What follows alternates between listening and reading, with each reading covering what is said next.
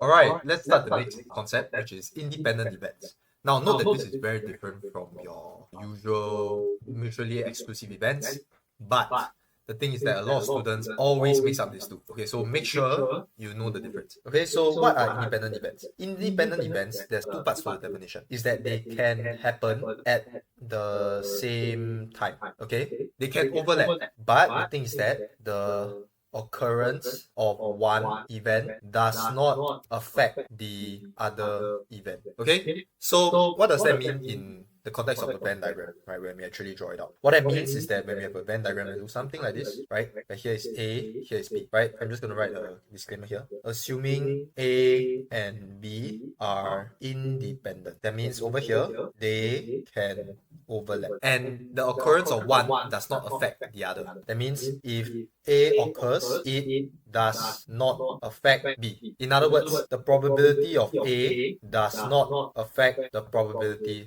of B. So let's just give an example over here, right? Let's just say I have two events. I have the probability of me walking and the probability of me talking. Now we know that these two events over here, they are independent. And why do we say that they are independent? Because number one, they can happen at the same time, right? No problem. They can definitely happen at the same time. But the thing is that if I walk, it doesn't affect the chances of me talking. Now, why do I keep emphasizing the fact that it does not affect the chances of the other event occurring? It's because in this section of independent events, you are going to learn a very important formula, which is the probability of A and B occurring. Okay, so A intersect B, we read this as A and B occurring, is only equal to PA times PB if A and B are independent. So remember earlier on I mentioned the concept of your multiplication principle. It only applies if the two events are independent, which means that if they don't affect each other, when we say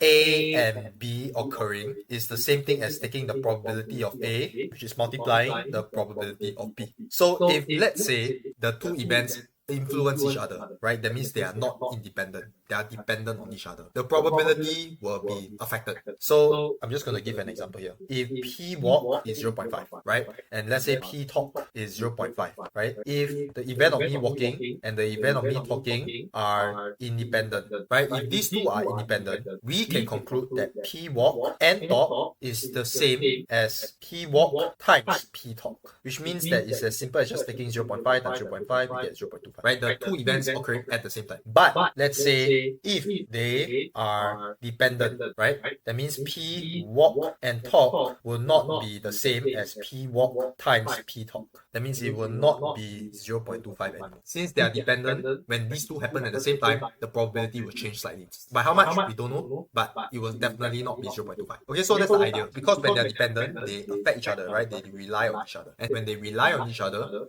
when the probability of one happens, right, when one event occurs, it alters the probability of the other event occurring, right? We're not going into too technical of an analysis, right? But this is good enough for now. Okay, so as long as you understand this, then this is good enough. Okay, but we need to also learn, right, in the JC context, how do we prove that two events are independent? Okay, so there's a very important proving aspect over here. So proving independence. Okay, there are three ways to prove. So if let's say, okay, I'm just going to put here, let's say A and B are independent, and we are supposed to prove that they are independent. So the first way to prove is by using your conditional probability. A occurring given that B has occurred. Since they are independent, the occurrence of A is not affected by the occurrence of B, right? And therefore, this will be as simple as just PA. Why? Because given that B occurs, it doesn't affect A. And since it doesn't affect A, the probability of A occurring given that B has occurred is just the probability of A, because they don't affect each other. Okay, same thing if I were to reverse the order, it's the same thing, right? It's PB. Now the third one, which is what I mentioned earlier, is A intersect B, right? This one is the most common way to prove, is when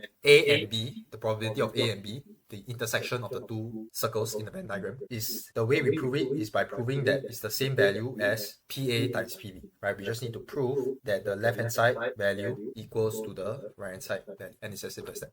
Okay, so that's it for independent events over here. That's all I really wanted to go through. And now we will actually go and try out a couple of questions over here using this example question. So feel free to pause this question right now to tackle this question. If not, we'll just jump right into this over here. Okay, so now in this context, which is a very, very common context, we are given a deck of 52 cards, right?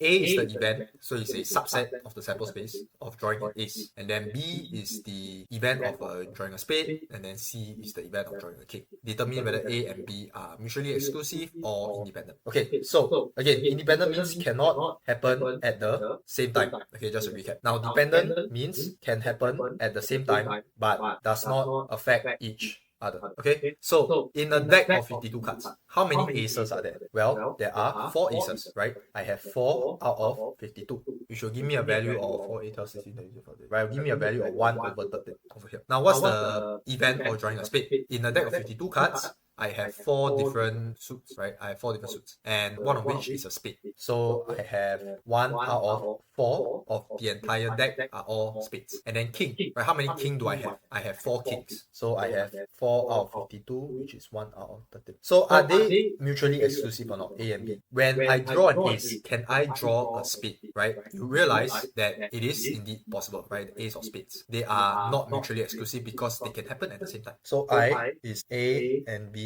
are not mutually exclusive, as I can draw an ace that's a spade at the same time, right? So they can happen at the same time, and therefore they are not mutually exclusive. Now B, are they dependent or not, right? So the way that we actually test dependence again is we need to see if PA intersect B equals to PA times PB, right? We know that PA times PB is 1 over 13 times 1 over 4, right? And that will give me 1 over 52 over here, right? From our values over here. So what is PA intersect B? PA intersect B, that means ace that is a spade. And in the whole deck, how many cards is an ace and a spade? In the whole deck, I only have 1 out of 52 cards, right? The whole deck, I only have 1 card that's both an ace and spade. So you see that these two values are the same. So we can conclude that PA intersect B is the same as PA times PB, right? We can conclude this. And therefore, since A and B are independent. Okay? As simple as that. So that's it for this. Now, we repeat the process to see A and C, right? A and C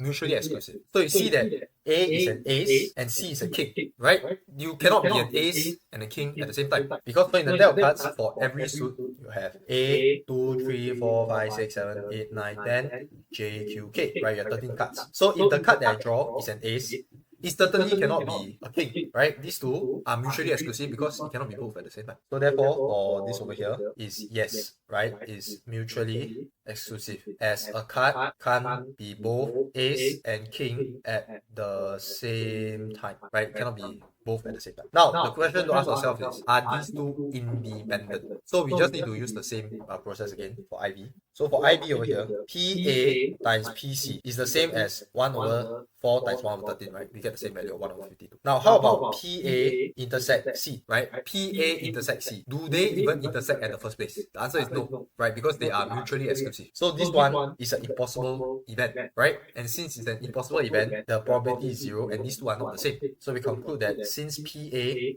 intersect C is not the same as PA, PC, right? They are not independent. And that's the final answer to this question over here. Okay, so that is the whole idea behind independent events. Make sure to practice a few types of these questions to really wrap your head around this logic. Okay, with that said, in the next video, we're going to be talking about a concept that you learned before in secondary school called the probability tree diagram, which is the last concept for the whole probability chapter. And I'll see you in the next video.